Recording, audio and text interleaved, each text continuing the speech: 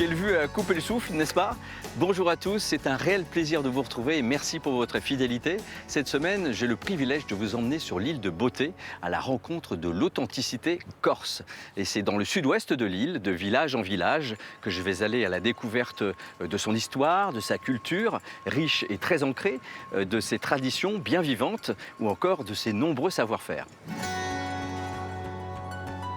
Durant mon voyage, je vais également m'efforcer de comprendre et de savoir comment les Corses font pour sauvegarder l'authenticité de leur île et son particularisme, qu'est-ce qui nourrit leur fierté et leur esprit solidaire, également de comprendre quels sont les fondements de l'identité corse.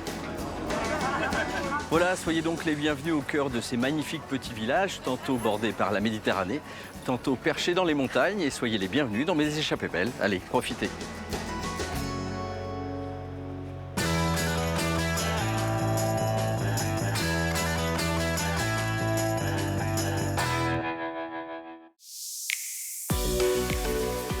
De village en village, Jérôme Pitorin découvre la Corse du Sud.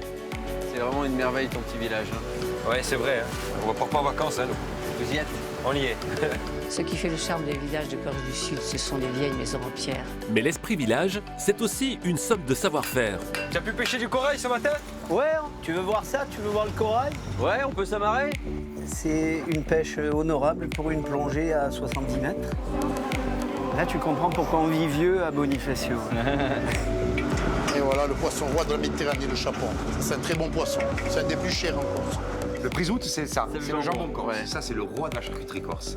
Allez, à cette belle découverte. J'espère.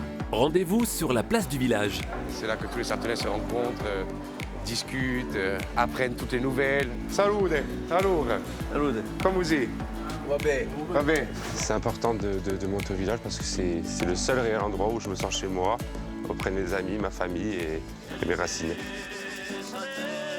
Ici, tout commence et tout finit par des chansons. Aller dans un village, créer une sorte de fête de la musique et rassembler autour de ça, je trouvais que c'était une magnifique idée pour rapprocher les gens. Laissez-vous surprendre par la Corse. Et donc là, on fait quoi? On est au cul-de-sac ou... Alors non, là, on va se le traverser. Ah, on traverse? Eh ben, super. Pour une échappée rafraîchissante. C'est un espèce de grand toboggan naturel, ce canyon. Ça, c'est exceptionnel, hein. Vous ne trouvez pas ça partout. Bienvenue en Corse du Sud. C'est magnifique. Quand tu fermes les yeux, là, t'es transporté. Ah, là, tu oublies tout, là. Il n'y a plus de soucis, là.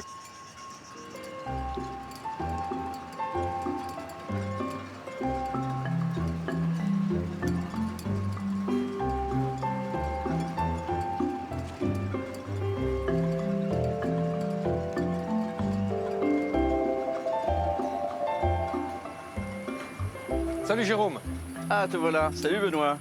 Comment ça va? Super bien. T'as fait bon voyage? Magnifique, regarde cet accueil, Ouais. ce ciel. Bon, mais bienvenue en Corse du Sud, bienvenue à Bonifacio, Merci. dans ma ville, dans mon village. J'aime beaucoup, beaucoup cette ville. Ouais, J'aime c'est vrai que beaucoup. c'est assez charmant quand même. Hein. Là, on est sur la partie basse de la ville, le port de Bonifacio. Donc un port assez réputé. Moi, je suis de la marine d'ailleurs, hein. Je travaille ici. Je suis marin, je suis parti donc de cette population maritime bonifacienne. Donc mon grand-père, mon père, pêcheur, ou travaillait dans les vedettes. Ça, c'est un petit peu la tradition familiale.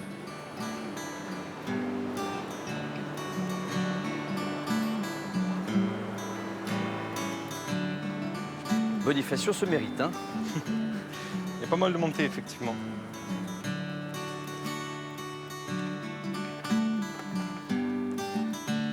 Donc là, on arrive devant la porte génoise. C'est vrai que la République génoise a Ils occupé... sont restés 7 siècles, hein, du 11e jusqu'au 18e. Ok. C'est devenu français en 1768. C'est le roi Louis XV qui a décrété ça pendant le traité de Versailles. Donc les dernières populations génoises ont quitté les Bonifacio en 1771.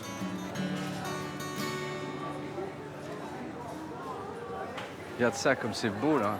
C'est un charme fou, hein, cette ville haute, quand même. On sent que c'est chargé d'histoire, ici. Hein.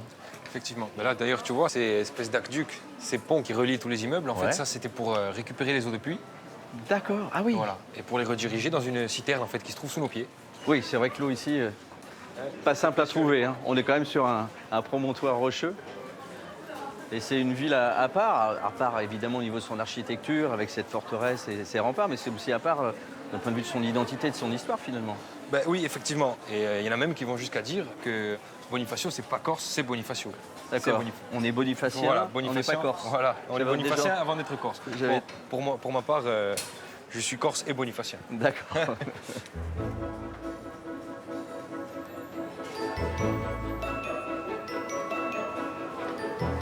Regarde, tu as la boutique de Jean-Philippe, un corailleur que j'aimerais bien te présenter. D'accord. Ça dit qu'on aille voir s'il est là. Ouais, c'est lui qui pêche le corail Le rouge. corail rouge, Il y en a plein dans la région, c'est vrai.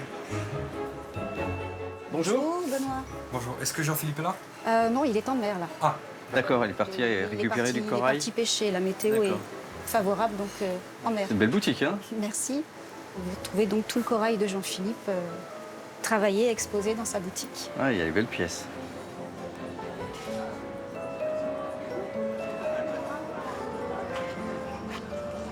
et voilà, on y est. Sublime vue, là. Ouais, donc là, tu as une vue assez extraordinaire, panoramique sur toutes donc, les falaises de Bonifacio, le Ouais. grain de sable, la Sardaigne, enfin sur les bouches de Ouais, Bonifacio en général. On voit bien la Sardaigne, en plus. Ouais, hein. c'est ça. C'est pas très loin, ça. Non, Combien d'ici 18 km de port à port. D'accord. Ah ouais. Ouais. Tu es très attaché à Bonifacio. Tu as vécu déjà en dehors d'ici? Bien sûr, bien sûr. J'ai fait mes études à Bastia, justement, à l'école de marine. Justement, ça a été très dur parce que enfin, la vie dans la ville en elle-même, la grande ville, ne m'a pas plu. Tu es resté combien de temps? Je suis resté en tout et pour tout quasiment 3 ans. Ah, Voilà. Après, je suis revenu ici, j'ai arrêté les études tout simplement parce que j'avais plus la force de continuer. tu pouvais pas vivre en dehors, tu es revenu, tu as arrêté ton C'est ça. cursus pour venir C'est ça. vivre à nouveau ici. C'est ça. Donc c'est fort, c'est attachement Ouais, que tu as ben oui, ici. oui. Je veux dire, moi, je pêchais, j'ai mon bateau, et donc chez moi, forcément, j'ai tout ce qu'il faut.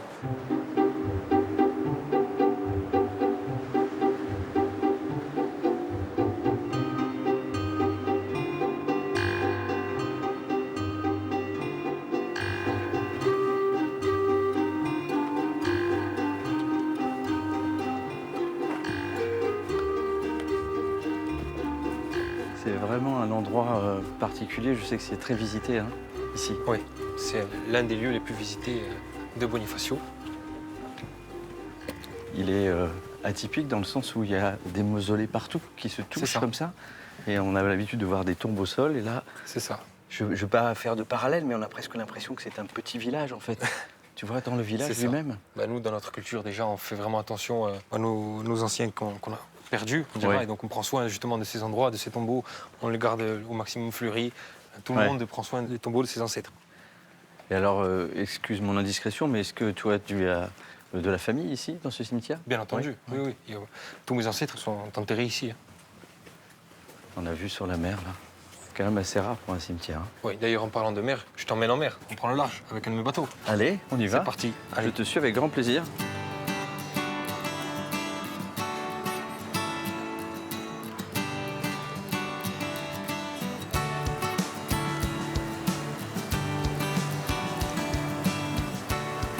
C'est là qu'on se rend compte que ce petit village a été autant prisé, parce que sa situation est vraiment stratégique, quoi.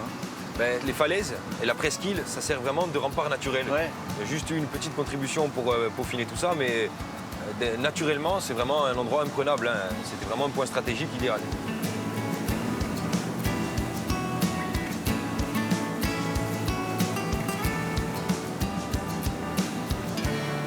C'est la première fois que je vois Bonifacio de la mer, en fait.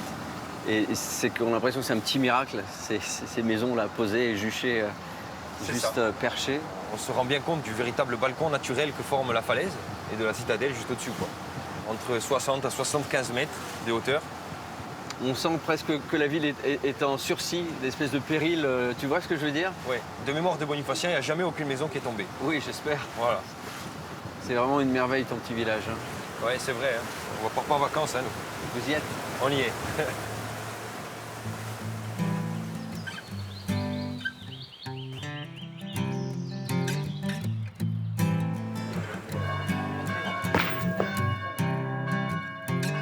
Ce qui fait le charme des villages de Corse du Sud, ce sont les vieilles maisons en pierre. Ce qui les fait, c'est aussi l'eau et les jardins potagers. Les villages de Corse du Sud, c'est la famille et la musique. En bord de mer ou perchés dans les montagnes, les villages de Corse du Sud ont su préserver leur authenticité. Les nombreuses maisons en granit leur donnent un petit supplément d'âme. et fascine Nicolas, un passionné d'architecture et de vieilles pierres. Là, on a une maison qui est carrément sur un gros bloc rocheux. Là. La façade comme ça, avec le rocher complètement intégré dedans, c'est magnifique. Hein.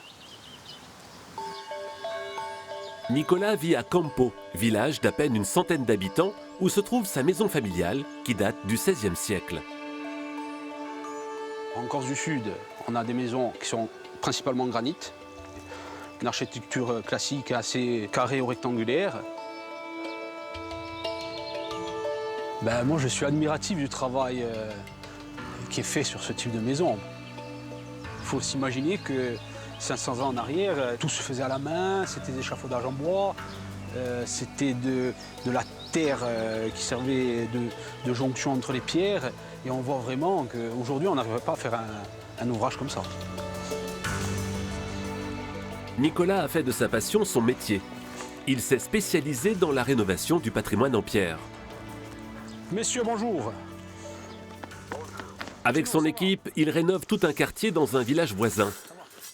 Pour cela, ils utilisent la pierre extraite sur le site, comme cela se faisait il y a quelques siècles.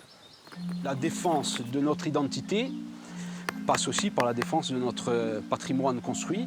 Et bien évidemment, le patrimoine, ça rime avec culture, ça rime avec identité. C'est tout ce qui fait qu'on veut rester dans un habitat qui nous ressemble. Comme la pierre, l'eau fait partie du décor des villages de Corse du Sud. Ces derniers étaient souvent construits à proximité d'une rivière ou d'une source. Dans la petite commune d'Argiusta Mauricio, l'eau coule toute l'année. En complément du réseau d'eau potable, un autre réseau est destiné à l'irrigation des jardins. La source se trouve à 1 km du village, en montagne. Eh oui, on va à l'eau. Jean-Dominique et ses collègues entretiennent régulièrement l'entrée du canal installé il y a plus d'un siècle.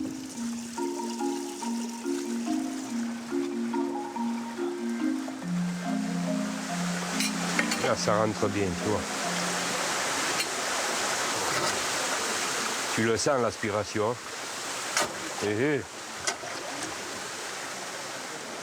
On met des pierres pour éviter que des branches n'obstruent l'entrée du tuyau.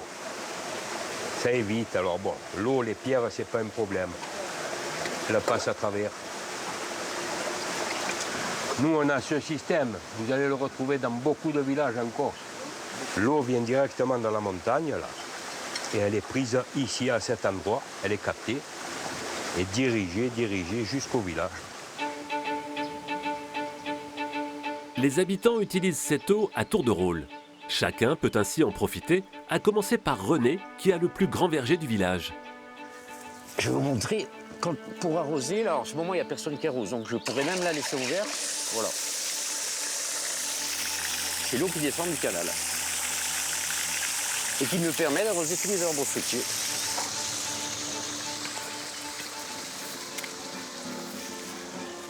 Accanto al mio giardino, parlo di tanti anni fa. À quelques kilomètres de là, la musique corse résonne plusieurs soirs par semaine.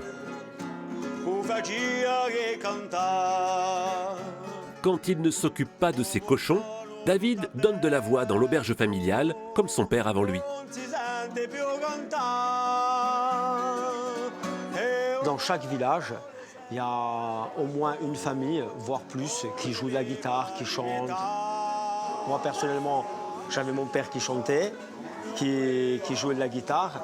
Donc j'ai grandi dans ce milieu où c'est que ça chantait à chaque soirée, ou pour des mariages, ou pour des fêtes.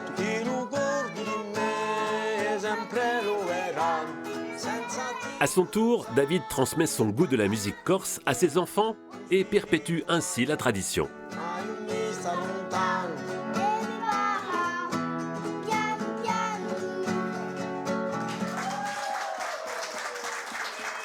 Chaque occasion est la bonne pour pouvoir se réunir, partager, se retrouver et surtout ne pas oublier nos racines, notre culture, notre langue. Pour nous, les Corses du continent, c'est très très important ce retour aux sources. Les Corses sont très attachés à leur village.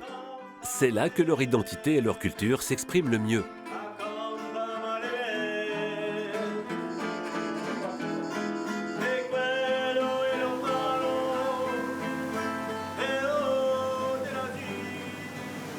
Donc là, on est dans la réserve naturelle des Bouches de Bonifacio. C'est ça, là on est dans le cœur même de la réserve naturelle. Elle s'étend de la pointe de la Chiappe à Porto Vecchio et elle va jusqu'au lion de Rocapine, du côté d'Ajaccio. La réserve naturelle qui fait donc 80 000 hectares. Ah oui. Là, tu regardes bien, tu as une pyramide, une stèle pointue là. Oui, je vois, oui. Et ça, c'est donc le monument pour rendre hommage au naufrage du navire de la Sémillante. C'est un navire de la marine française qui partait de Toulon pour se rendre en Crimée pour le blocus de Sébastopol. Et quand il est arrivé dans les Bouches de Bonifacio, dans la nuit du 15 au 16 février 1855, il a perdu son gouvernail, il y avait un ouragan, et il se serait échoué à l'endroit où est placé le monument. D'accord. Voilà. C'est la plus grosse catastrophe qu'a connue la marine française en Méditerranée. Ok. 756 morts, aucun survivant.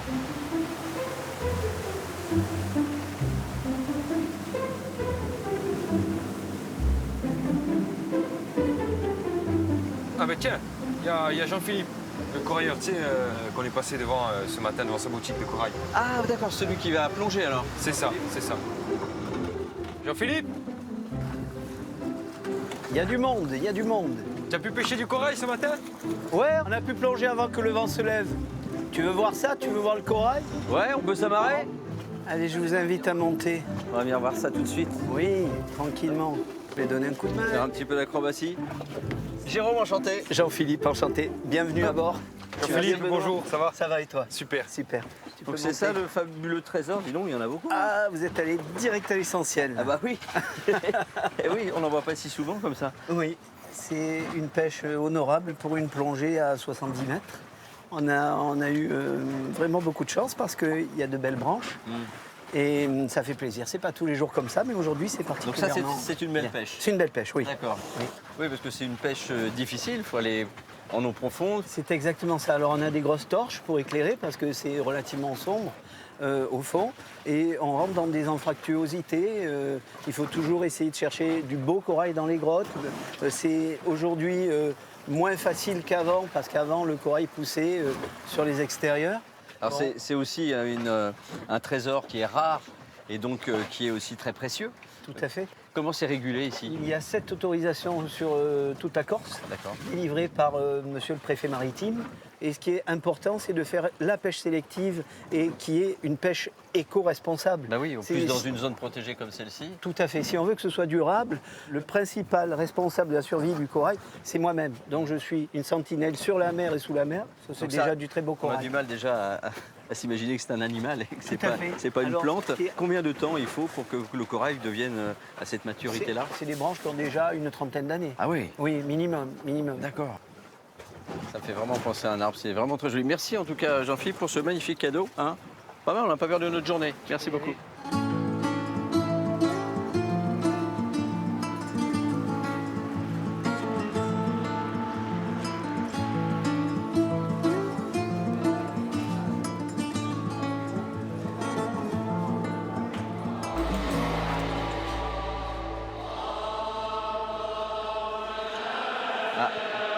On arrive sur la fin de la messe.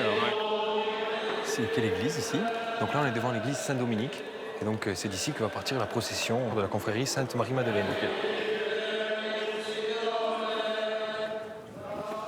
Ah. Ça y est, ça commence.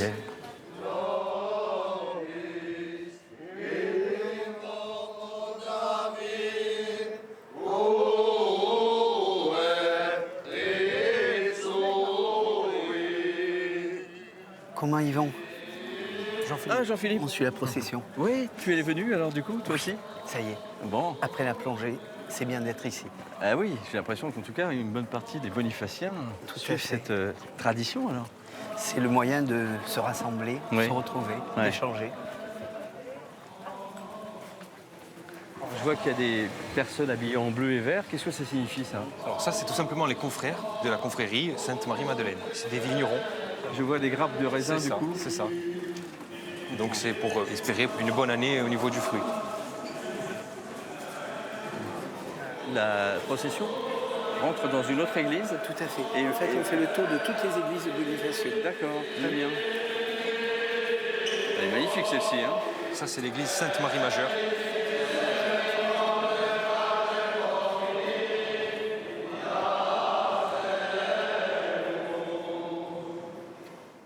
Plus beau qu'un cœur pur, Marie-Madeleine nous encourage à faire confiance en la miséricorde de Dieu. Aucune misère n'est trop grande, n'est trop grosse devant Dieu.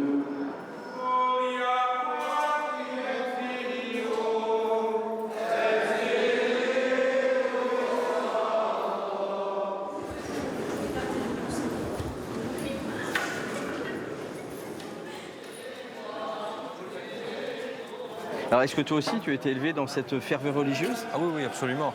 Alors malheureusement, ça se perd au fur et à mesure des générations à cause de l'évolution. Voilà, elle n'a plus la même place qu'avant, c'est-à-dire que c'est moins une nécessité. Mais effectivement, dès qu'on a le choix, on peut le faire, on se moque pas en tout cas. Là, tu comprends pourquoi on vit vieux à Bonifacio. Ah oui, il faut les grimper. Hein. Il faut grimper les ruelles.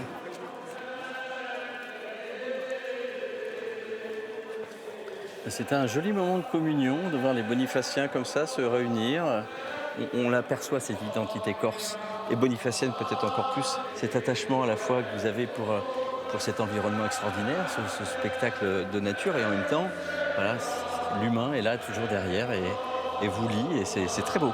Voilà. Merci pour ce partage. Merci à toi aussi, vraiment. Merci à toi. C'est très beau ce que tu nous dis. Et c'est sincère. Merci.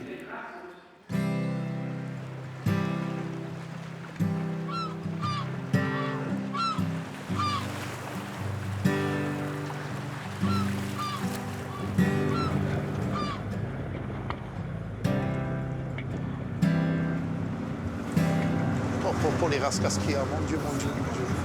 Mon Dieu, j'en reviens pas à dire. Sous le regard de son père, Vincentu remonte les filets qu'il a posés la veille. À tout juste 18 ans, il commence sa première saison sur son propre bateau. Son père l'accompagne régulièrement lors de ses sorties en mer. Les poissons qu'on cherche le plus en ce moment, c'est chapon, denti, c'est des poissons qui se vendent bien, qui sont très bons, que les restaurateurs y recherchent. C'est vraiment les deux plus importants. Et voilà le poisson roi de la Méditerranée, le chapon.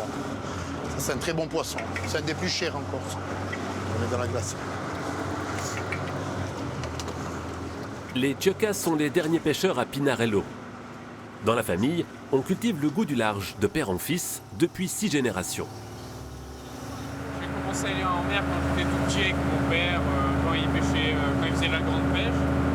Et après, sinon, petit à petit, un peu avec mon grand-père, mon père, sortir, regarder comment ils tirent les filets, apprendre à démailler un peu. C'est comme ça que j'ai appris à pêcher. Depuis tout petit, même je voulais être la prochaine génération de pêcheurs professionnels. Je me suis dit, ça serait quand même dommage de casser maintenant la série, on va dire.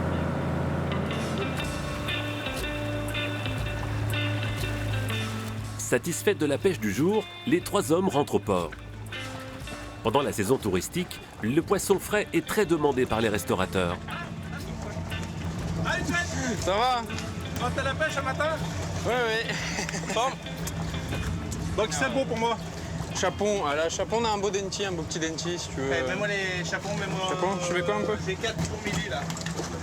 Du chapon pour 4, je te mets? Alors moi j'achète du poisson régulièrement avec la famille Cioca. Depuis le grand-père au petit-fils maintenant. Bon merci les gars, bonne journée. Et moi je vais aller cuisiner un peu maintenant. Allez, ciao ciao, bye.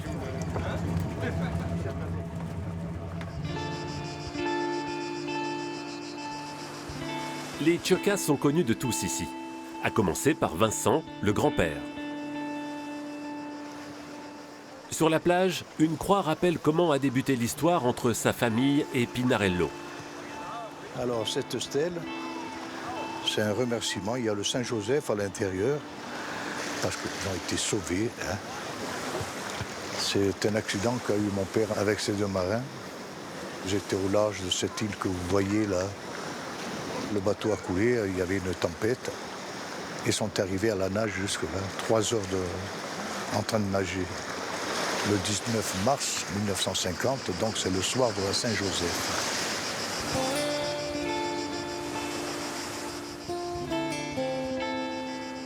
Reconnaissant d'avoir survécu, le père de Vincent décide de s'installer à Pinarello. À l'époque, Vincent avait 11 ans et le village était bien différent. Bon, à l'époque, il n'y avait vraiment personne. Hein. C'était vraiment... il y avait 4 ou 5 maisons, le petit cimetière, c'est tout. Hein. Là, ça descendait en pente douce. Bon, il y avait du maquis, là, du maquis. J'ai vu des vaches ici en train de brouter, ici, hein, tout le long. Hein.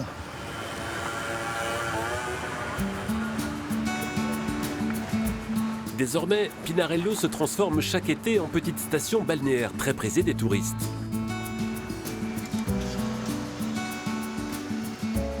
Vincent, lui, passe ses journées dans son cabanon. Avec le fruit de sa pêche, il prépare la bouillabaisse. La bouillabaisse, comme le font les pêcheurs, hein. On ne la maquille pas, on la fait nature, c'est-à-dire oignons, ail, tomates, pas de concentré. Hein. C'est de la purée de tomates. Hein. Vous voyez, parce qu'à Marseille, je crois qu'ils mettent du fenouil ou du pastis, vous voyez. Donc, non, alors, il faut la faire nature. Alors là, on laisse mijoter. Hein. Et dans un moment, ça va sentir bon. Hein. Les touristes en raffolent. Mais ce midi, la bouillabaisse est pour les proches de Vincent, dont sa petite fille, Mia, qui vient le voir régulièrement. À chaque fois que je viens, il est toujours là, mon grand-père, tous les jours. Enfin, je sais que si je viens, il sera toujours là. Un papy. Tous les jours. Été comme hiver.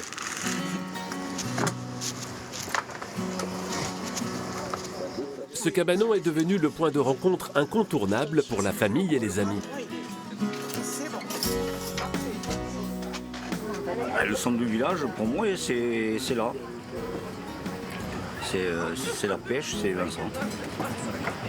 Si demain il n'y a plus Vincent, je ne sais pas qu'est-ce qu'on va devenir.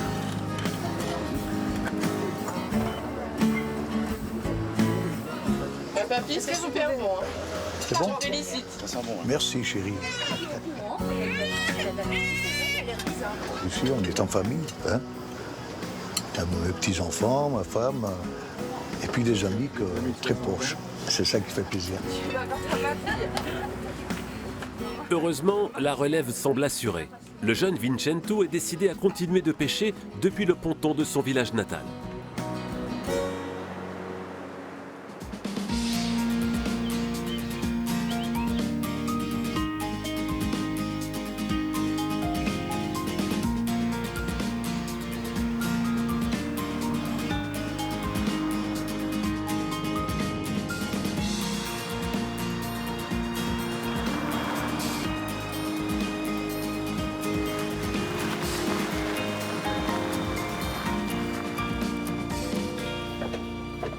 Alors Jérôme, on va aller faire un tour, un petit peu voir ce que nous donne le maquis corse.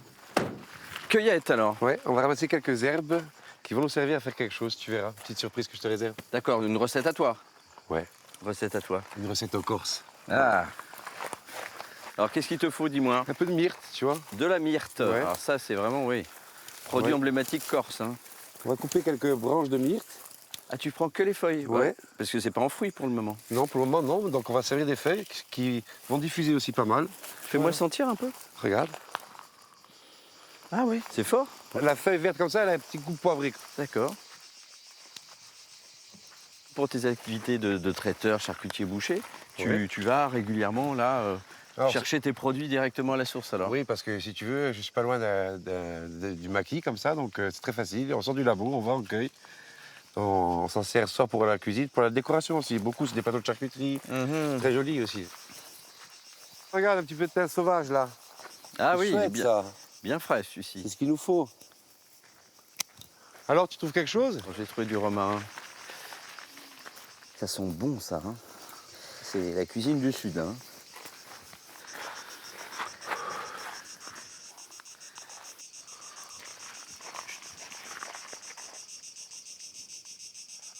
Splendide. Quand tu fermes les yeux, là, t'es transporté. Ah, là, tu oublies tout, là. Il n'y a plus de soucis, là. Et puis là, avec les herbes en main, tu vois, il y a les odeurs les odeurs du maquis. C'est pas plus apaisant que la nature. Si tu veux, là, maintenant, je vais t'emmener chez moi, dans mon village, là où j'ai grandi.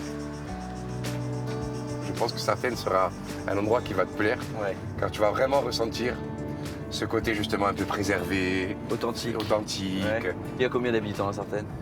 3200 habitants aujourd'hui, mais Sartène était beaucoup plus peuplée. D'ailleurs, Sartène, c'était la ville où il y avait le lycée, où il y avait le collège, qu'il n'y avait pas à Porto-Vecchio, par exemple, dans des villes qui aujourd'hui beaucoup plus développées. D'accord. Je suis parti pour le travail, parce que j'ai eu une opportunité sur Porto-Vecchio, mais ça me travaille en permanence. Je veux remonter et faire mon travail aussi à Sartène. Alors même si j'ai pas le temps et que j'ai un planning full, je porte un point d'honneur à venir faire la réception à Sartène pour les Sartenais. Ah, il y a même une vache au bout, tu vois. Elle n'a pas l'air stressée, hein.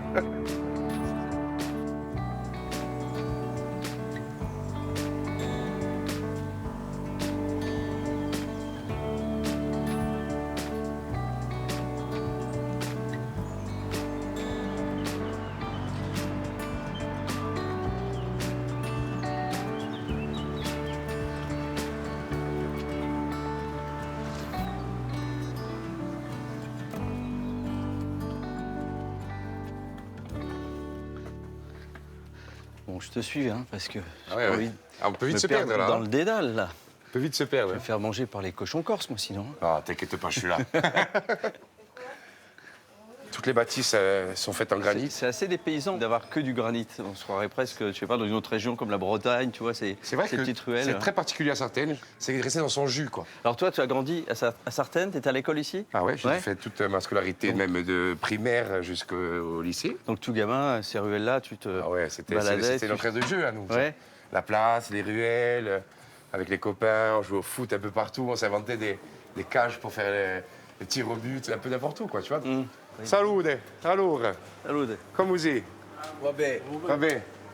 Une forme. Messieurs. Bonjour. Salut. En plein boom. En plein boom. À fond, à fond. Bon, c'est bien, il faut prendre le temps, profiter de ces bons moments.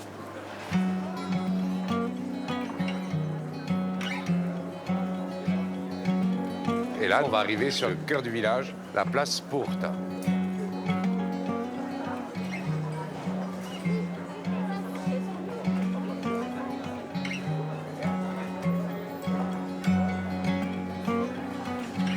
C'est là que tous les Sartenais se rencontrent, discutent, apprennent toutes les nouvelles.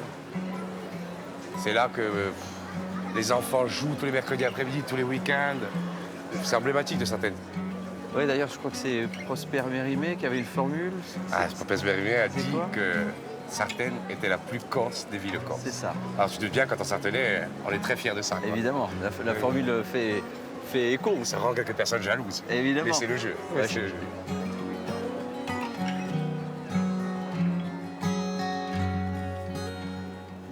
Déjà, la façade est jolie. Hein. Ouais, tu vas voir, c'est top.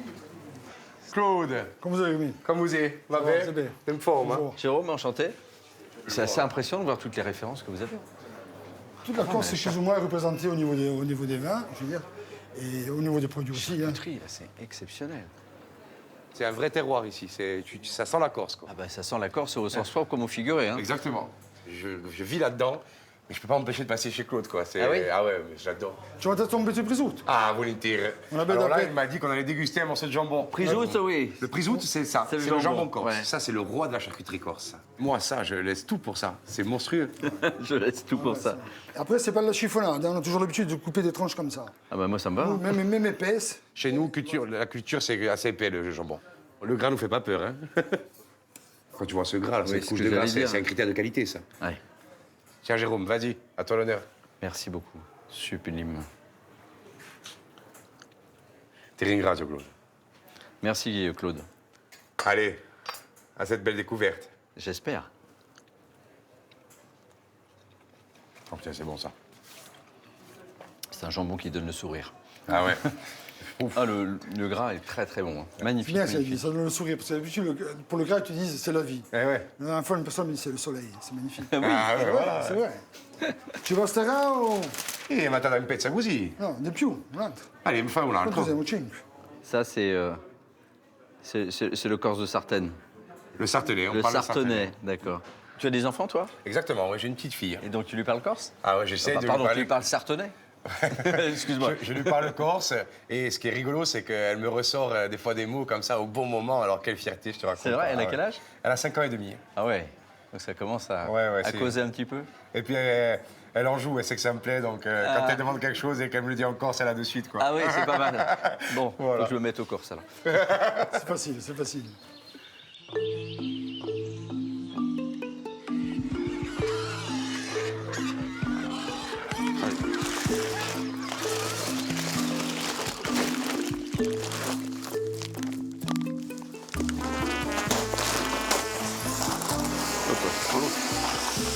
Non, Mia, il est mal, on va les descendre en bas, hein, peut-être. Quelques mâles. On a une portée déjà. On va commencer à lâcher les petits à partir de 20 jours pour qu'ils commencent à sortir à l'extérieur et les truies restent enfermées.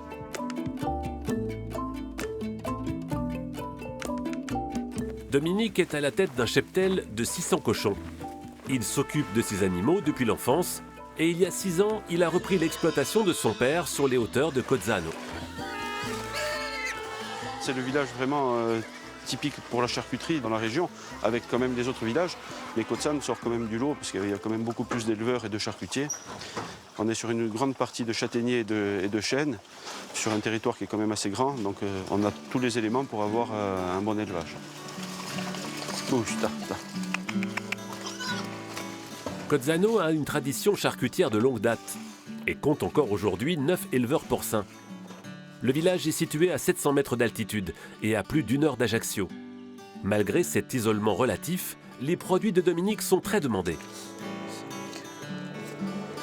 Syncope, ça c'est terminé. Alors là, je suis en train de préparer une commande pour un restaurant, donc qui est sur Serradifère, et c'est une commande qui sera livrée demain. Donc voilà, on a 5 kg de cope, enfin 5 copes, 5 londes et 5 kg de saucisson. Il vend aux particuliers, aux épiceries fines ainsi qu'aux restaurateurs de l'île. Il exporte même jusqu'à Singapour et Hong Kong. Alors c'est une belle expérience, c'est surtout une aventure extraordinaire. On n'aurait jamais dû se retrouver sur Singapour. C'est l'avantage qu'on a eu, c'est qu'on avait quelqu'un sur place qui nous a fait venir pour faire une dégustation à l'ambassade de France et c'est de là que tout a commencé.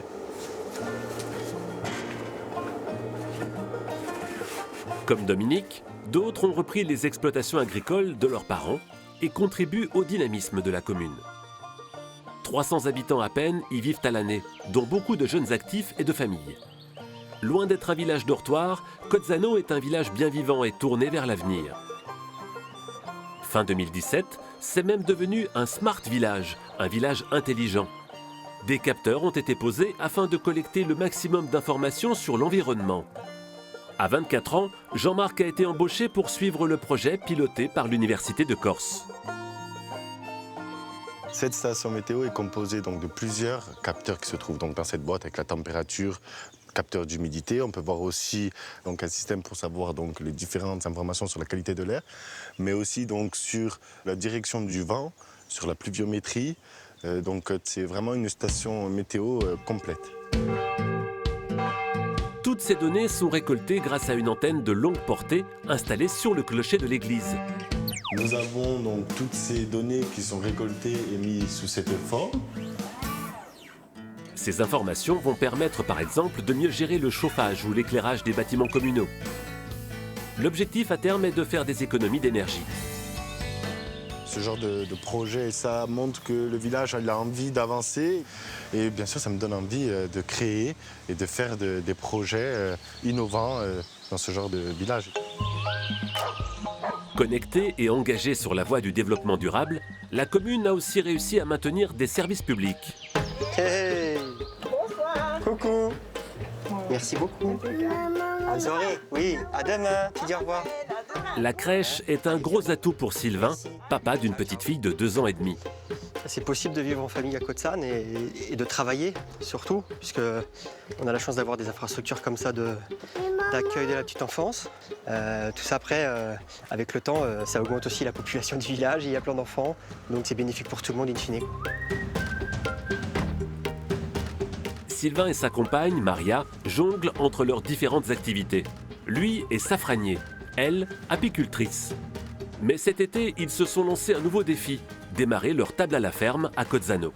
Vivre au village à l'année, c'est vrai que c'est différent de quand on vient au village l'été, parce que c'est vrai qu'en Corse, on a plus l'habitude de venir au village l'été ou pendant les vacances. Ça demande pas mal de travail et de créativité, et savoir aussi vite rebondir s'il y a quelque chose qui ne fonctionne pas. Voilà, être tout le temps en mouvement. Donc en salade, on n'a que la diale et on a des courgettes farcies au veau.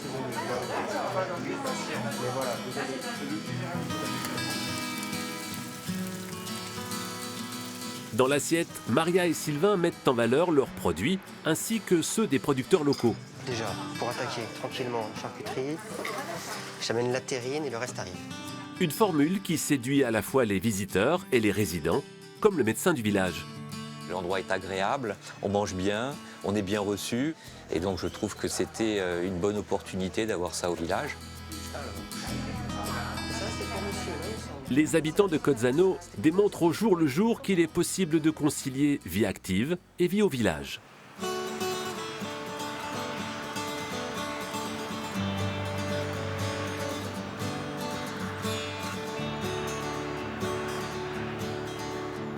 Je vais t'emmener chez une amie qui est viticultrice. D'accord.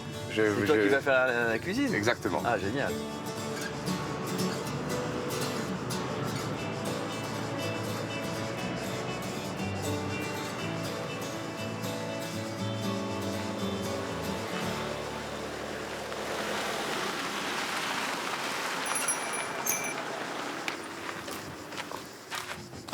Coucou Et Julie. bonjour, Comment tu vas? Ça va La et toi? forme? Très bien. Bonjour. Bonjour, enchantée. Enchanté, c'est moi. Bienvenue au domaine Saparal. Je vais te présenter un petit peu. Ouais, si bah, tu je veux bien. Je te montre. C'est un gros domaine qui date quand même du milieu du 19e siècle. Il n'y avait quasiment pas de grande viticulture en Corse.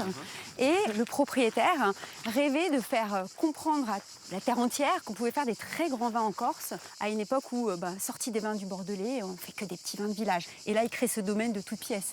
C'est-à-dire 100 hectares de vignobles au milieu du maquis. Et puis, à la clé de tout ça, un succès fou, puisqu'il exporte ses vins sur le continent très très vite. Et qu'en 1900, il obtient une médaille d'or à l'exposition internationale de l'époque. Paris réussi finalement. Voilà, c'est ça. On l'avait pris pour un fou, c'était juste un précurseur. D'accord, Voilà. ouais. Et puis, bon, il meurt peu de temps après ça, ses enfants reprennent, et là, ça bat le phylloxéra sur l'île. Et si tu veux, à partir de ce moment-là, le domaine périclite complètement. Okay. La grand-mère de mon mari commence à reprendre le domaine, et puis mon mari. D'accord, très belle histoire en tout cas. Allez. C'est magnifique. Ah ouais. C'est la cave alors? Telle qu'elle était il y a un siècle et demi et qu'on a retapé il y a quelques années. Le bâtiment est magnifique, majestueux là. Waouh! Très joli et très frais, qui n'est pas désagréable en cette saison où la Corse donne de son soleil. Donc là, c'est la partie vinification, fermentation. C'est là que les jus de raisin se transforment naturellement en vin. Et puis là où je vous emmène, c'est dans le chai à barrique, c'est là qu'on fait l'élevage de nos vins. D'accord. Et c'est là que j'ai préparé une petite bouteille qui devrait être pas mal du tout pour ce soir. Ah.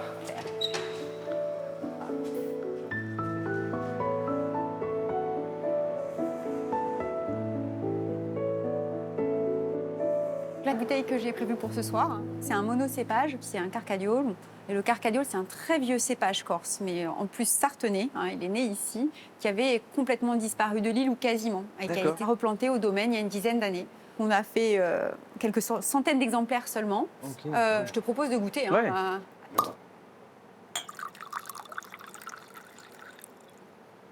Salut. Salut.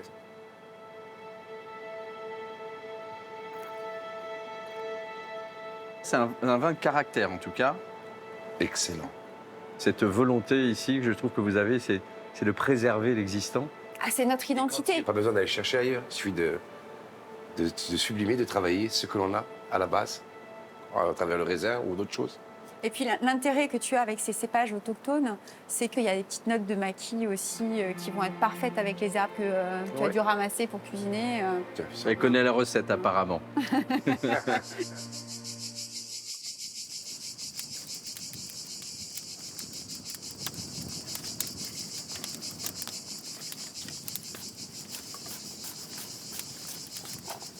Je t'emmène dans l'ancienne maison du berger qui avait son élevage de brebis. Donc, cette petite bergerie, comme les autres que l'on a restaurées, on l'a transformée en bergerie hôtel. Voilà. Ils se sont transportés dans les temps anciens déjà. Vous avez dû refaire beaucoup de choses, c'était en ruine complètement? Le casier, d'où la petite bergerie, comme on dit chez nous, est en l'état. Après, on y a apporté le confort actuel, bien J'imagine sûr. à l'intérieur, ouais. Le but étant de s'inscrire dans cette nature que tu as autour de toi, qui est foisonnante, qui est généreuse. Tu es seul au monde. Pour moi, ça, c'est la Corse. Voilà. C'est un petit îlot sur l'île. C'est indispensable pour vous d'être en connexion avec cette nature. Je pense que c'est dans nos tripes, hein, Ouais. c'est sûr. On ne peut pas être corse si on n'a pas cette sensibilité-là, presque. C'est pas faire. Ouais. On peut jeter un œil dedans? Bien sûr. Allez, je t'emmène.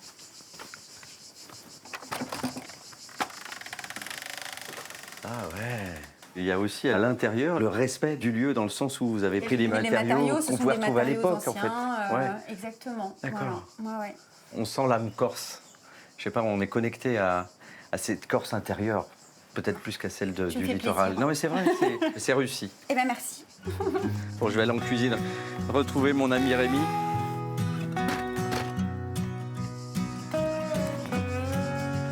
Ça bosse.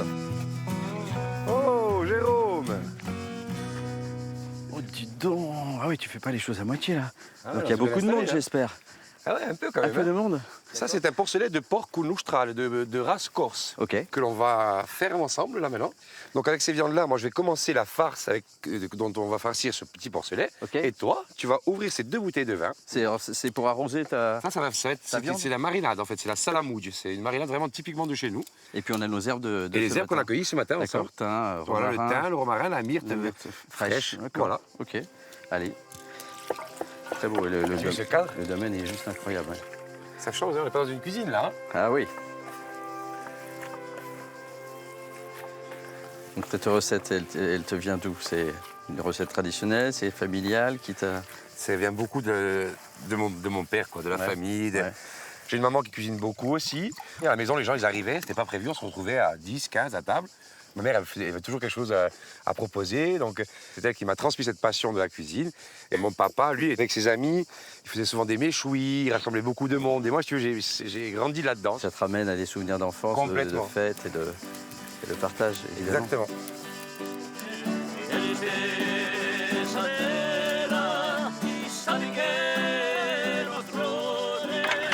Ok. Ouah.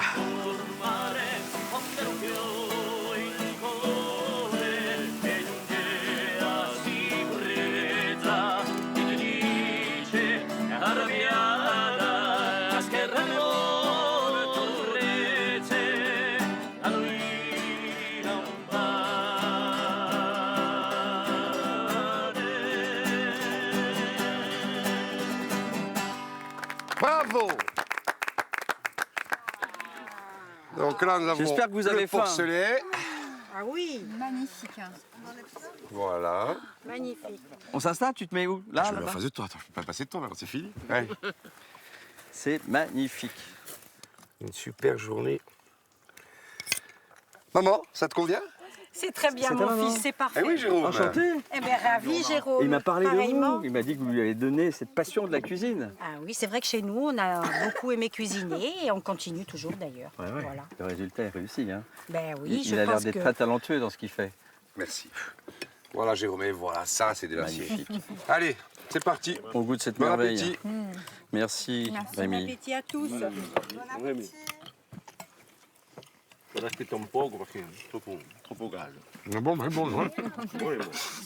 C'est délicieux, c'est fondant en fait. Ta farce est une merveille aussi. Hein. Merci. Des petits morceaux de châtaigne là, croquants. Le vin est excellent aussi. Le vin est franchement. Bah, je pense que ça se marie bien avec ce qu'on mange quand même. Hein. On lui rend hommage en étant au cœur des vignes en Ouais. plus. C'est beau. Bon, moi je lève mon verre. Je lève mon verre à Rémi déjà. Parce que tu es un ambassadeur formidable de ta Corse et de ta région. Tu es un passionné, tu es quelqu'un de généreux. Donc moi qui suis en quête de l'authenticité corse, là j'en ai l'expression la plus jolie en fait. Merci à toi. Merci à toi, Jérôme. Merci Julie. J'ai passé un super moment moi aussi. Et merci à vous tous d'être là. Bon, Viol, ci voglio giocare un pezzo di musica, no? Allez.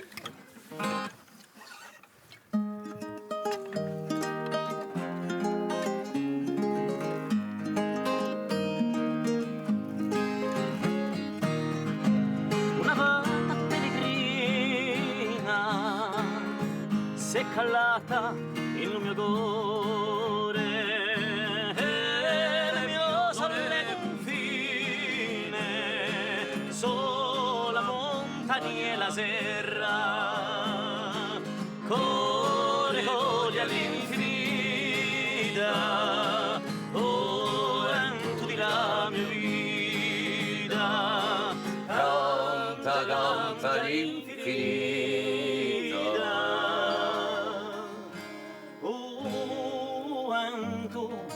La mia vita.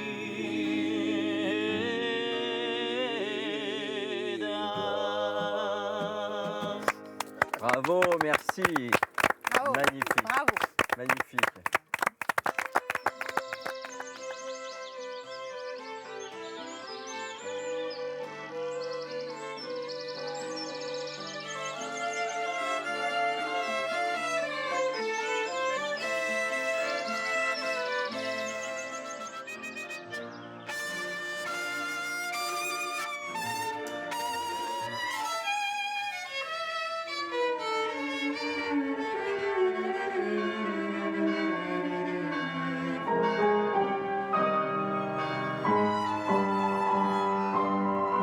Salut, excuse-moi, je te dérange. Bon, tu joues ce soir? Cool. Ciao. Ouais, ça va. Ciao. Bertrand Cervera est le fondateur de Sorou in Musica, un festival de musique qui depuis 10 ans s'installe au cœur des villages dans le canton des Deux-Sorous. Alors là, on est en plein Ambico, donc vous avez la salle des fêtes. Après, il y a notre bureau qui est l'ancienne mairie avec tous les élèves qui travaillent. Et là, on entend toute la musique parce qu'il y en a certains qui travaillent dehors, d'autres qui travaillent dans les classes. Et donc, c'est un peu dispatché dans tout le village. Et ce qui est assez sympa dans le sens où on prend possession finalement du village. C'est pas la même pulsation. C'est pas la même pulsation. Ça, vous connaissez pas, ça me tue ça. Premier violon de l'Orchestre national de France, Bertrand Cervera a voulu amener la musique chez lui, dans la Corse rurale. Une aventure qui a commencé il y a 18 ans. L'idée de départ, c'est vraiment de rassembler les gens autour d'un projet. Et la musique, c'est quelque chose qui est rassembleur. Et donc, aller dans un village, créer une sorte de fête de la musique et rassembler autour de ça, je trouvais que c'était une magnifique idée pour rapprocher les gens. Au programme, concerts tous les soirs dans un village différent et cours de musique en journée. Une soixantaine d'élèves participent à l'académie créée en parallèle du festival. On joue Liose. On reprend au début. A, A, B, B. Et là, on fait la glissade pour passer à l'autre morceau. Voilà. Laurence a d'abord rejoint l'académie en tant qu'élève lorsqu'elle était adolescente. Aujourd'hui, elle s'investit en tant que professeure et enseigne la musique traditionnelle. Le but de l'académie pour les élèves, c'est avant tout de progresser, de travailler en instrument, mais c'est surtout immersif, c'est-à-dire que pendant 10 jours, ils sont dans la musique toute la journée. Il y a des élèves qui viennent du continent, il y en a même qui viennent de Suisse, et il y a aussi des petits jeunes qui viennent de partout en Corse et certains qui viennent du canton aussi, qui viennent de la région. Sébastien, il est de Vico, donc lui, il vient pas de très loin. Et il y a un peu tout ça qui se mélange. En finissant par ni na na na. Le festival a fait naître des vocations ainsi que des amitiés.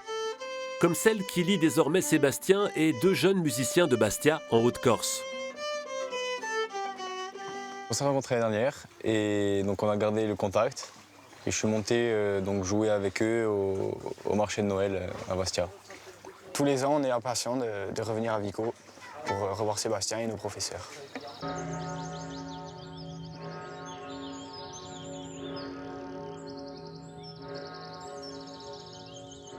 À Reynaud, petite commune voisine, Xavier et une poignée de bénévoles s'activent. Ça, c'est une spécialité de la région et ça, c'est très très bon. Ils préparent l'apéritif pour les musiciens et les spectateurs du concert de ce soir. Un événement auquel les habitants tiennent beaucoup. On est un petit village à presque 900 mètres d'altitude, donc c'est même un événement important pour nous. Ça rassemble beaucoup de gens du village et puis des gens de l'extérieur, je dirais à peu près pour moitié. Donc c'est un bel événement de l'été. Depuis ses débuts, le festival cherche à rendre la musique classique accessible à tous. Il y a des gens qui payent cher, qui des fois font des files d'attente pas possibles pour voir ce qu'on a pu voir à quelques mètres d'eux, donc c'est vraiment super.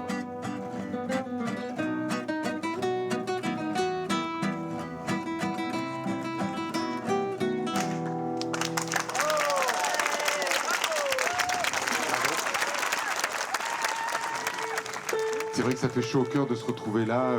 Bon, là, c'est évidemment mon village. Alors, j'ai des souvenirs, évidemment, enfants sur cette place, à jouer au foot avec les copains, aller à l'église, voilà, enfin bon, tous ces trucs-là. Et de vous voir tous rassemblés ici, c'est évidemment extrêmement émouvant.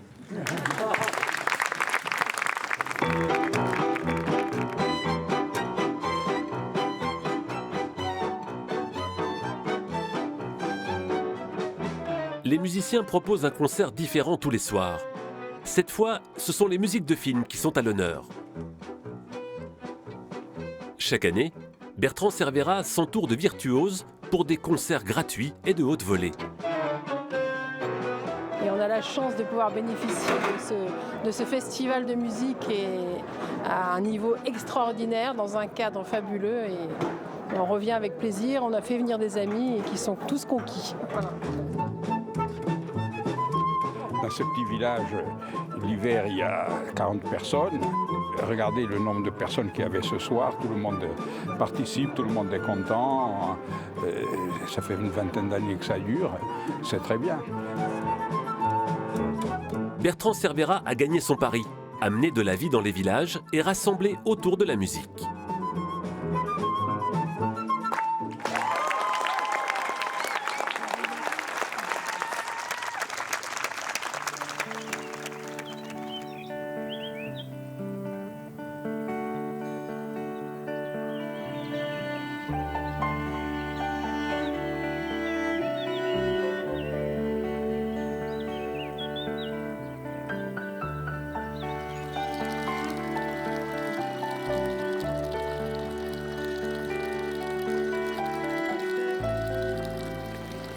Salut Jérôme.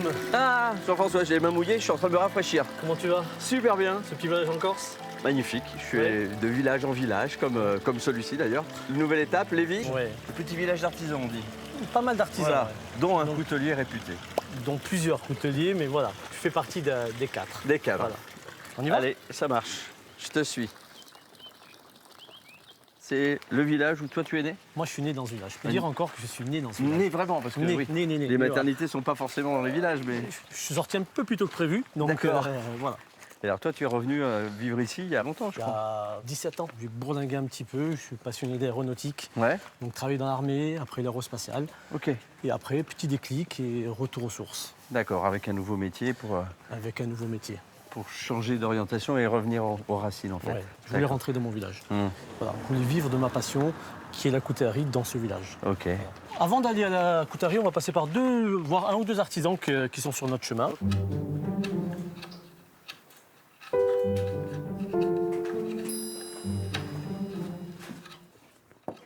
Bonjour. Ça va? Stéphane, Enchanté, Jérôme. Stéphane. Enchanté. Stéphane, c'est un ami, comme tu vois, sculpteur sur bois. Tiens, mon morceau de bois, tu m'as parlé d'un petit morceau de bois. Il est là. Tu l'as? Voilà, une racine de bruyère. Tu veux utiliser ça pour faire tes manches de couteau? Je vais utiliser ça pour faire des manches, oui. Bon, tu vois, il n'a pas assez de place pour faire une sculpture. Moi, je vais me mettre à plat et ça va me faire réapparaître tous les dessins. Alors vous vous connaissez depuis longtemps tous les deux? Oh là là. Gamin. Des gamins? Il est un peu plus âgé que moi, mais voilà, on a mis d'enfance. Voilà. D'enfance, oui. C'est une super belle pièce là. Oh. Il y a beaucoup de mouvements sur ces animaux-là. Il y a une énergie, il y a une force quoi, qui se dégage de ton travail. En fait, voilà, toute la recherche, elle est basée sur la force et sur le mouvement. C'est beau, hein? Ouais. Sacré boulot. Hein? Magnifique. Merci. Ouais. Mais tu vois, en plus, celle-là, il a à peu près le même cursus que moi. Tu vois, on est revenu au village. Qu'est-ce que tu faisais? Alors, moi, j'avais fait une formation en physique-chimie. En fait, j'ai arrêté parce que je voulais rentrer absolument en Corse. Avec un ami proche, je travaille avec lui en exploitation forestière, avec des tronçonneuses donc. Et c'est là que j'ai les premiers contacts avec la matière. Oui. Mais tu faisais des œuvres avec une tronçonneuse?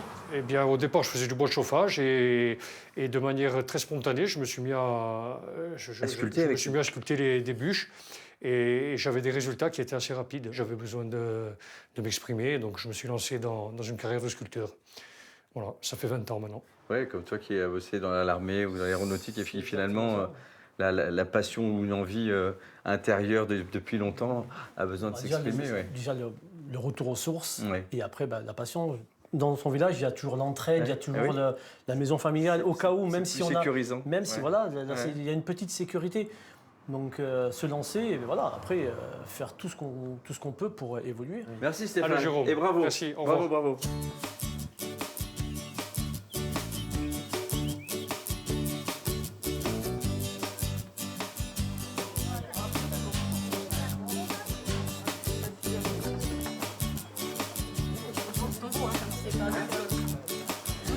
Bonjour. Bonjour. Bonjour. Oh là là là là. Que de belles choses. Il y a beaucoup de produits régionaux ici? Là, aujourd'hui, vous avez les fruits, principalement. Et ensuite, nos parfums. Un jour, vous avez le giandouya. Demain, on pourra avoir du canistril ou du nougat corse. On fait en sorte d'avoir des glaces pas trop sucrées.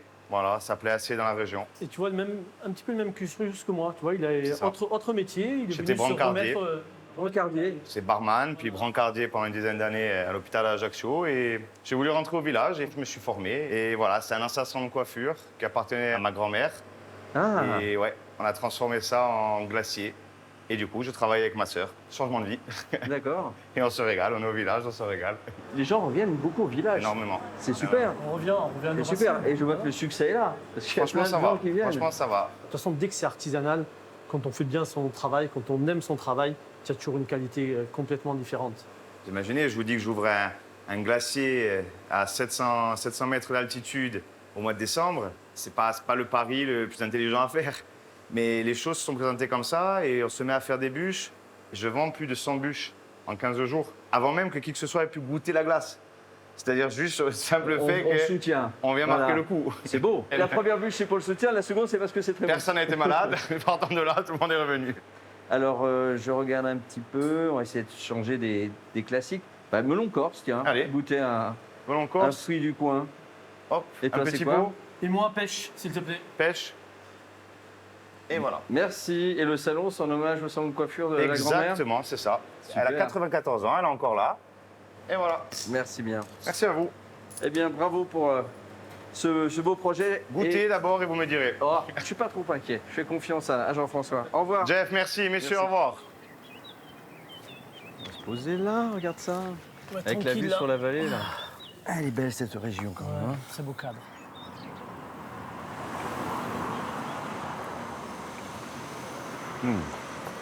Alors? On sent très bien le melon, c'est vrai que c'est pas trop sucré. C'est bon. Et c'est pas les glaces qui t'ont fait revenir au pays. Qu'est-ce qui t'a manqué le plus en fait? Pourquoi tu as envie de revenir au village? Mais on est dans une île déjà, d'accord, c'est assez particulier, c'est assez fort. Donc à un moment donné, ça manquait et je pouvais pas. Je savais que ma vie, il fallait que je la fasse là. Et qu'est-ce qui a été le déclic? À quel moment tu t'es dit, ça y est, je vais franchir le pas, je reviens au village? J'étais en vacances de Noël, comme chaque année. Tu étais en vacances ici? Oui, et j'avais décidé de rentrer une semaine plus tard. Et 2 jours après, mon grand-père est décédé. Et là, tu te dis, tu peux pas manquer ça.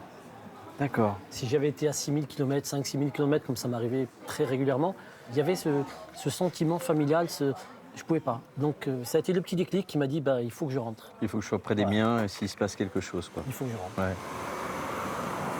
Ce sont des très belles valeurs.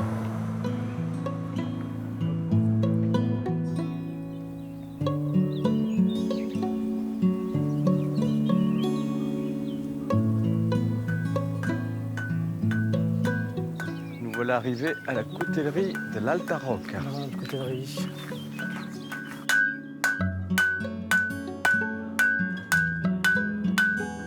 Ça se tape sur l'enclume, là. Bonjour. Bonjour.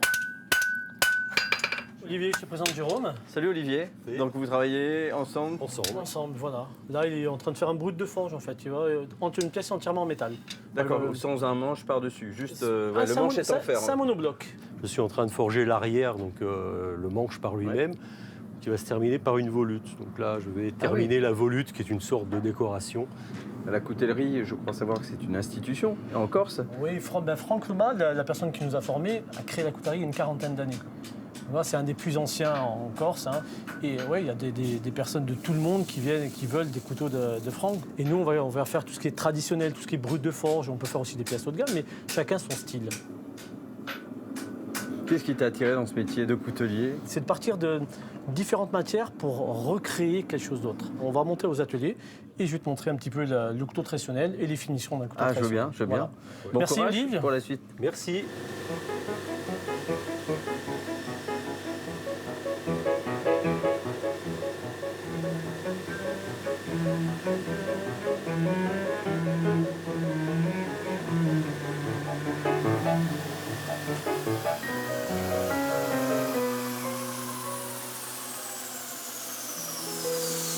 Voilà, j'ai terminé ma mise en forme. Donc ça, c'est quelle matière ça? Ça, c'est une corne de bélier. Bélier. Ouais. Okay. L'avantage du bélier, c'est qu'on peut avoir n'importe quelle teinte de couleur. Après, on peut servir de matière première complètement particulière, comme de l'ivoire de mammouth, de la molaire de mammouth. Tu vois, sur des personnes... De quoi? De mammouth. De mammouth? Oui, je vais t'en montrer tout à l'heure. Tu vas voir, c'est des matières premières, bien sûr, qui viennent de Russie, Sibérie, Alaska. D'accord. Maintenant, c'est un petit peu la mode depuis, je dirais, une quinzaine d'années sur des couteaux dits haut de gamme, parce que c'est encore relativement cher.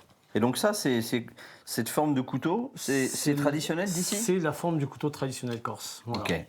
Donc quel est son usage, ce couteau? Maintenant, ça devient l'usage quotidien, mais à l'époque, c'est un couteau de berger de paysan. Donc ça servait pour tout, la chasse, la pêche, pour racler du bois. Mais tu vois, par exemple, sur les anciens couteaux, tu as ces petites encoches. À l'époque, c'était affûté. Ça coupait, et quand ça coupait, on le prenait à l'inverse. On remontait, c'était pour écorcer le myrte et l'osier, pour en faire des paniers, des faisselles à fromage. Tu vois, c'était un objet de vannerie. Il faut imaginer que c'était avant d'être un couteau, c'était un outil. Ah oui, d'accord. Tu vois, je t'ai préparé un petit peu un panel des couteaux qu'on peut réaliser. Voilà. Donc celui que je suis en train de faire, ça va être au final, ça va être ça. Donc, tu vois, la matière première, donc c'était de la corne. Voilà. Ça, c'est pas une corne, c'est quoi ça? C'est pas une corne, ça c'est une molaire de mammouth. C'est vrai que j'en ai creusé pas mal. Oui, je suis arrivé du quelques-uns. Et du mammouth, oui. Voilà. Donc ça, celle-ci est assez particulière parce qu'elle est relativement très grosse. Elle fait 5,6 kg. Normalement, une molaire fait entre 1,5 kg et 3,2 kg. Donc voilà. Je ne l'ai pas travaillée parce qu'elle est belle. Voilà. D'accord. Ça ressemble à ce que faisait Olivier? Ça, c'est exactement ce qu'Olivier a fait tout à l'heure. D'accord. Voilà. Donc là, tu vois maintenant, le couteau fini. Donc là, la partie qu'on parlait, il a laisse brute. Et là, on va faire notre lame. Voilà. Ça, c'est ce qu'on appelle un brut de forge. Et après, tu vois, le morceau de bruyère que nous a donné Stéphane, ça me permet souvent de faire des séries de tables. Tu vois, les séries de tables, ça, c'est 6 essences locales. C'est du chêne, de l'arbousier, du buis, du genévrier, de l'olivier et de l'orne. C'est des bois que de notre micro-région. D'accord. Voilà. Et là, sur les 6, il y en a 4 carrément du village. Donc voilà, donc c'est le petit clin d'œil pour montrer qu'on peut faire aussi des séries de tables en essence locale. J'aime ça. J'aime la tradition. J'aime la tradition corse. Donc voilà. Donc c'est le style de couteau que je réalise. C'est très beau. C'est des très belles pièces. Merci bien. Ouais.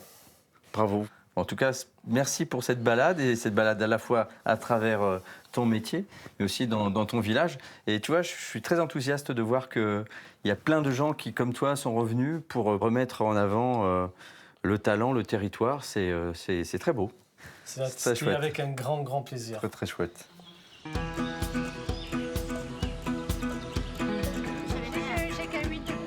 Vous avez tous les trois, vous aviez la bonne super jeu, sauf moi. Elle m'enlève à carreau.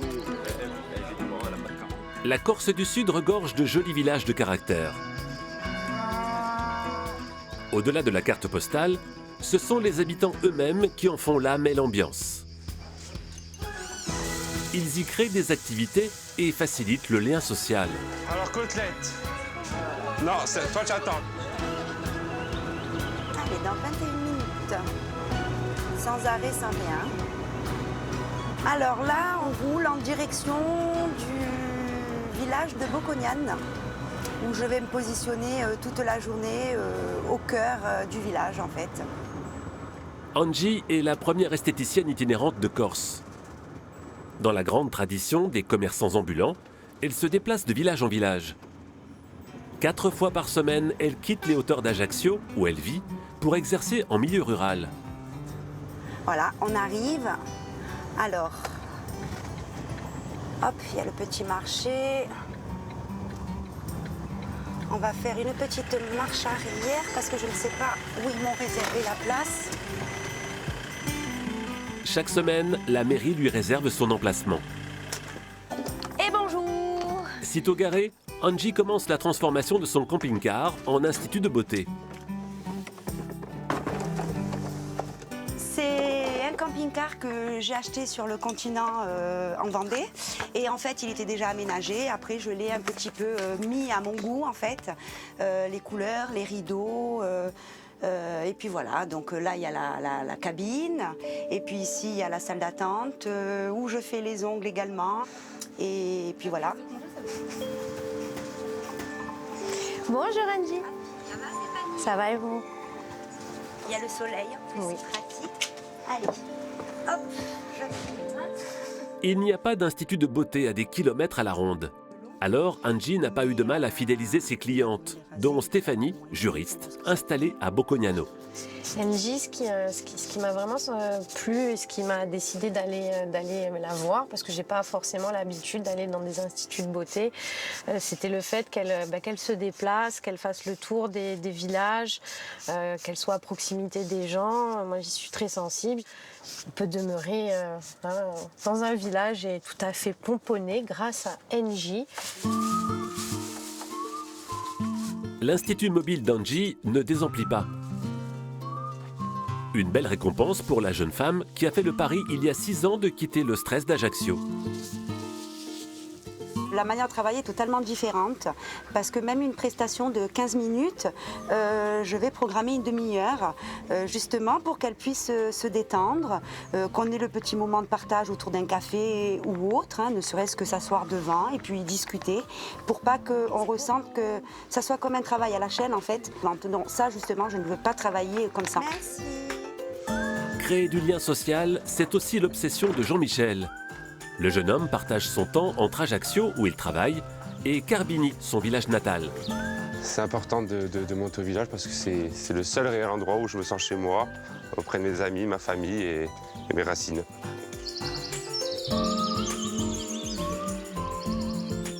Carbini ne compte qu'une centaine d'habitants à l'année.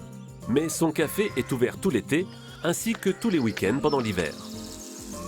C'est grâce aux efforts entrepris par Jean-Michel et ses amis depuis 2014.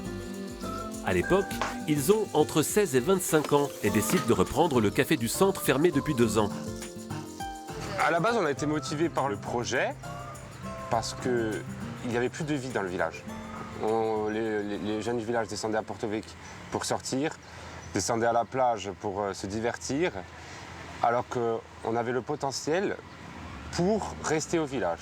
Aujourd'hui, on a un terrain de boules, des tables pour jouer à la belote, on peut faire un petit apéro, on peut manger. Toutes ces activités-là n'étaient pas. Le café est très vite devenu l'épicentre du village. Le lieu où les habitants, toutes générations confondues, se rencontrent et échangent des nouvelles. La la la la la la la la la la la la, les burgers. Avant de pouvoir se dégager un salaire, Jean-Michel et ses amis ont travaillé bénévolement pendant 3 ans. Un engagement qui fait la fierté des villageois. Les jeunes, c'est nos petits, donc on les connaît bien. Et ce qu'il y a, c'est que les générations passent, mais le flambeau reste. Et nous, on est très contents que les jeunes reprennent cette activité, parce que c'est la vie et la continuité de la vie au village. On voit quand même que depuis une dizaine d'années, il y a des maisons qui se rénovent, des maisons qui se construisent, des projets de permis de construire. Les gens prennent du plaisir à venir au village parce qu'ils savent qu'il va y avoir une activité. Ça tient à la volonté de chacun. Après, nous, on propose des trucs, les gens y participent. Si les gens n'y participent pas, on ne servira à rien. Mais les gens jouent le jeu. Comme Angie et Jean-Michel, les Corses sont de plus en plus nombreux à réinvestir les villages.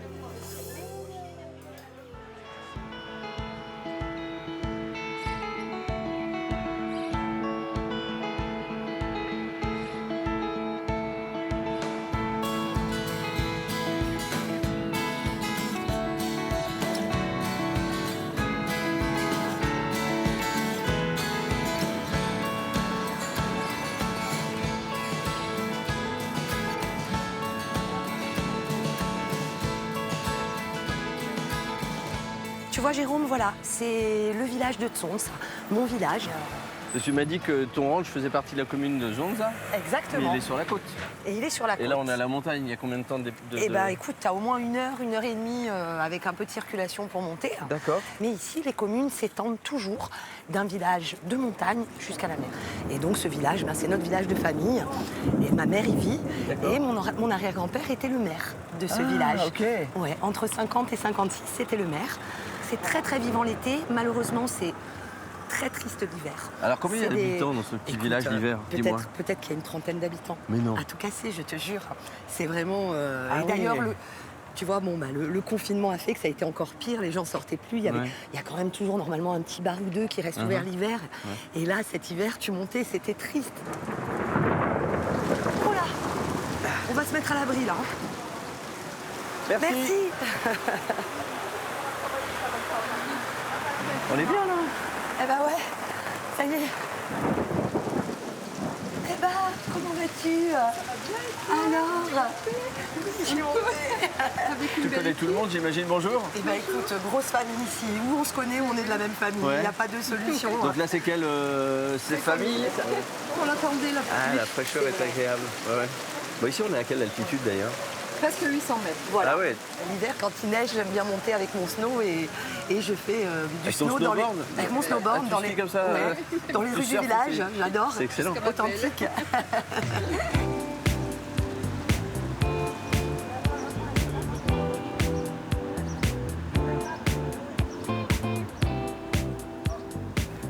Oh, une belle vue là sur les montagnes. Une belle vue sur toutes ces aiguilles de Babel. C'est vraiment un paysage spectaculaire. Hein. Incroyable. Je suis très attachée à mon village, mais je vais t'emmener découvrir quand même le bord de mer. Je vais voir le ranch et on va pouvoir faire du cheval. Bah oui, je vais t'emmener à cheval, je vais t'emmener à la plage. Secrètement, je l'espérais un peu. Ah.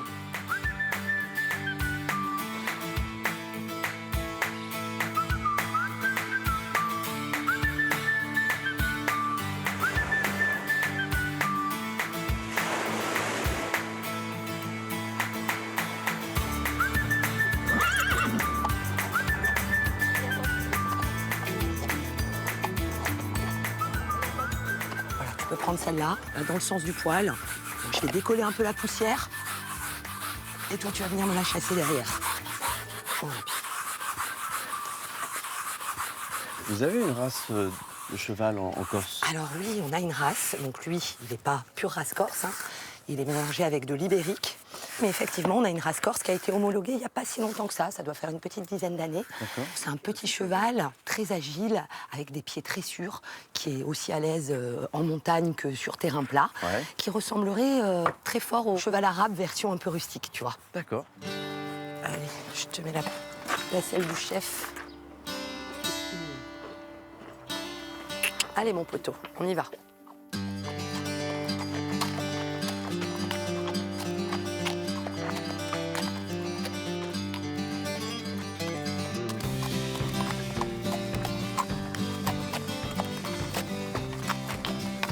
Tout ça, c'est mes terrains de famille. C'est l'ancienne exploitation agricole, donc de mon arrière-grand-père et de mon grand-père. Et donc à cette époque-là, le bord de mer était très peu habité dans les années 50.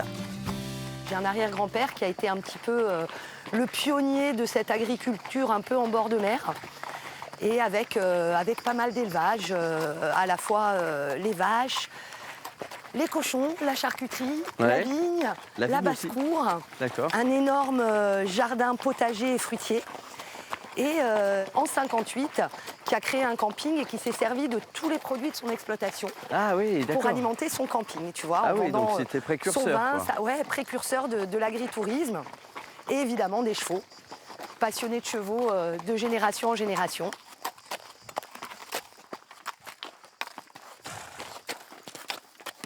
Marina, je me souviens, est venue en vacances il y a 7-8 ans ici. Et je me rappelle qu'il y avait eu un incendie dans... Alors, je ne sais pas à quel endroit précisément, dans quel coin c'était. Et je ne sais pas si c'était sur les terres de ta famille. C'était pas très loin d'ici en tout cas. Eh bien oui, on y est. C'est pile poil l'endroit. Hein, et on peut voir les stigmates du feu. Là, tu as toute une les troncs, la noirceur sur les troncs, c'est les fumées de l'incendie. Exactement. C'était totalement lunaire, c'était apocalyptique. C'était un paysage lunaire, c'était atroce. Ouais. La nature est magique, elle est bien plus forte hein, que tout ça quand même. Bien plus forte, Ouais. comme tu dis.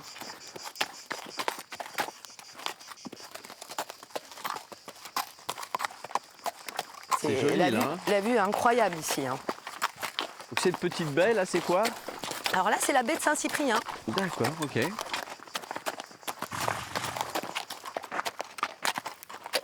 Et donc là, on fait quoi? On est au cul-de-sac ou? Alors non, là, on va se le traverser. Ah, on l'étang. traverse. Ah bah, Eh super. ben ouais. Allez. Tu sais nager? Lui, il va savoir nager. Je lui laisse faire le travail. Allez, on est parti.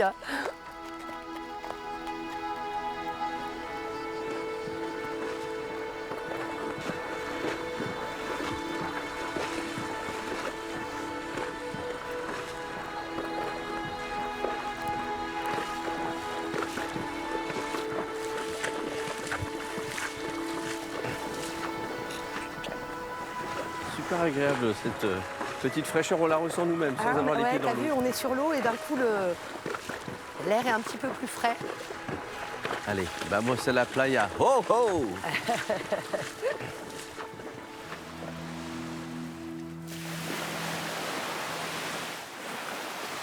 Donc, on décèle tout ce petit monde. On va se poser ça là. On va aller se baigner à cru, là. Totale liberté avec les chevaux. hein. Top! Allez, vas-y, grignote un peu là.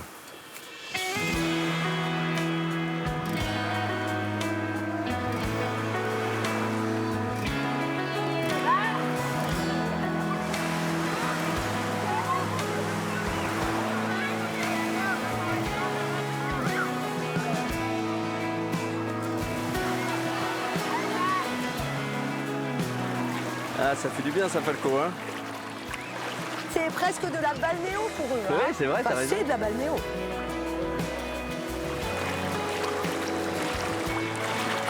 Ah, tu vois, là, on est un tout petit peu plus profond.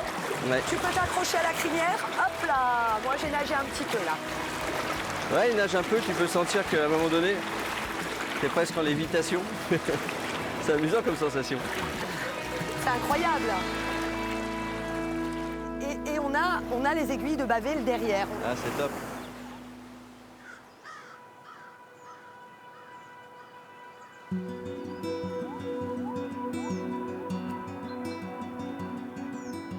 Majestueuses, les aiguilles de Bavella dominent le massif du même nom. Ses parois rocheuses et ses pics déchiquetés attirent les regards de tous les amoureux de la montagne en Corse du Sud. Depuis le village de Sari Solenzara, situé au pied du massif, Jean-Paul, lui aussi, n'a Dieu que pour elle. Le matin, je suis ici. Je prends toujours mon café debout. Toujours. Et face à mon jardin, face à mes aiguilles. Et je regarde ma montagne, Bavel, où j'ai été la première fois à 13 ans derrière les vaches avec mon oncle. Voilà, c'est ça un petit peu que je retrouve ici dans mon village où je suis né, mon village de Sari Solenzara.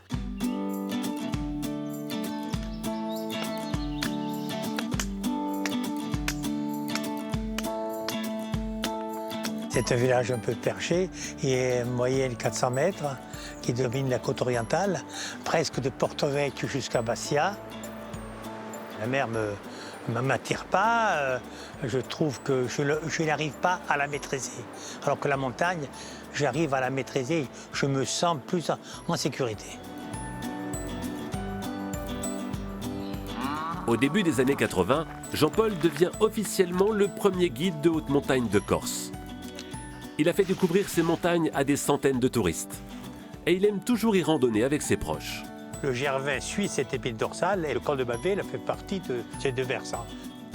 Je devais avoir 8-9 ans quand il a commencé à me faire marcher et à me faire grimper.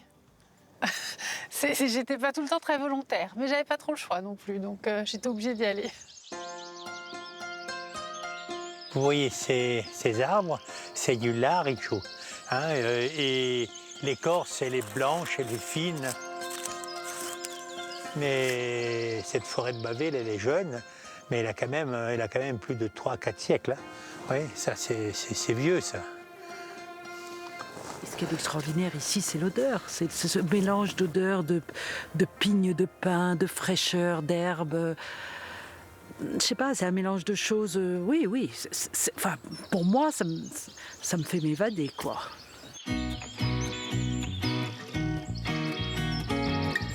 Jean-Paul a été le premier Corse à dompter chacune des 7 aiguilles de Bavella. Avant lui, seuls les bergers s'y aventuraient, sans monter jusqu'au sommet. Cet endroit, ça a été ma passion lorsque je l'ai découvert, ces montagnes. Après, j'ai eu envie de les escalader, de les grimper, de les parcourir, de parcourir ces ravins, ces vallons. Oui, c'est devenu un petit peu mon jardin, Baville. Jean-Paul a fait connaître la montagne corse au grand public. Il a participé au balisage du GR20, le mythique sentier de randonnée qui traverse la Corse du nord au sud. Il a aussi équipé les premiers canyons de l'île, au cœur du massif de Bavella. Alors les casques, ils sont réglables derrière. Vous avez un petit système là de crémaillère. Vous pouvez desserrer ou resserrer en fonction de votre tour de tête. On se baigne, on monte chercher les premiers toboggans et on attaque. Gauthier est moniteur de canyoning. Tout l'été, il accompagne des touristes qui veulent profiter de cet environnement exceptionnel de manière ludique et sportive. Nous sommes dans le canyon de la Purcarach, donc un magnifique canyon du massif de Bavella. C'est une espèce de grand toboggan naturel, ce canyon. C'est exceptionnel, hein, vous ne trouvez pas ça partout. Allez, on y va.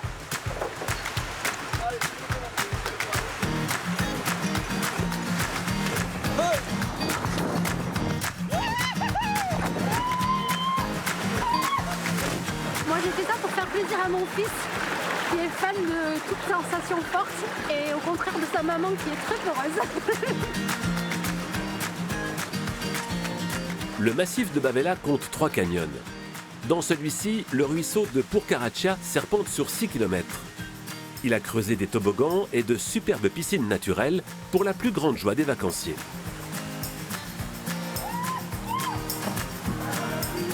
Je me suis bien amusée, j'ai pu tout faire. On a passé un bon moment en famille dans un super cadre, c'était vraiment très agréable. Longtemps gardé secret par les Corses, ce site est grandiose mais fragile. Pour Gauthier, il faudrait réguler la fréquentation devenue très importante. Ce massif de Bavella, c'est un bijou. Hein. C'est un bijou, on ne trouve vraiment pas ça partout dans le monde. Donc c'est important de le préserver pour les générations futures et de le respecter et de le garder intact.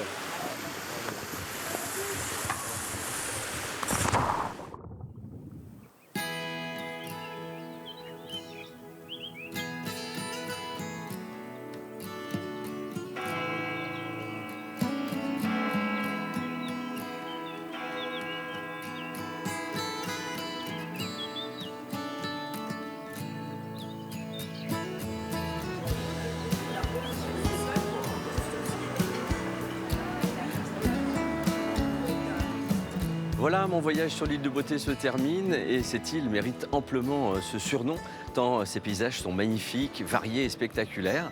J'étais venu ici en quête d'authenticité et de découvrir le sud de la Corse de village en village m'a permis de l'apprécier pleinement au travers notamment de mes rencontres.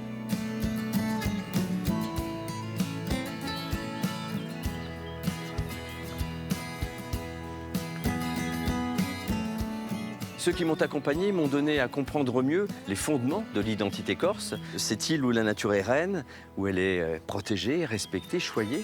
La Corse est aussi des valeurs fortes comme le sens de la famille, ce lien inaltérable à ses racines, à son village, qui a fait revenir tant d'Iliens partis et en mal du pays.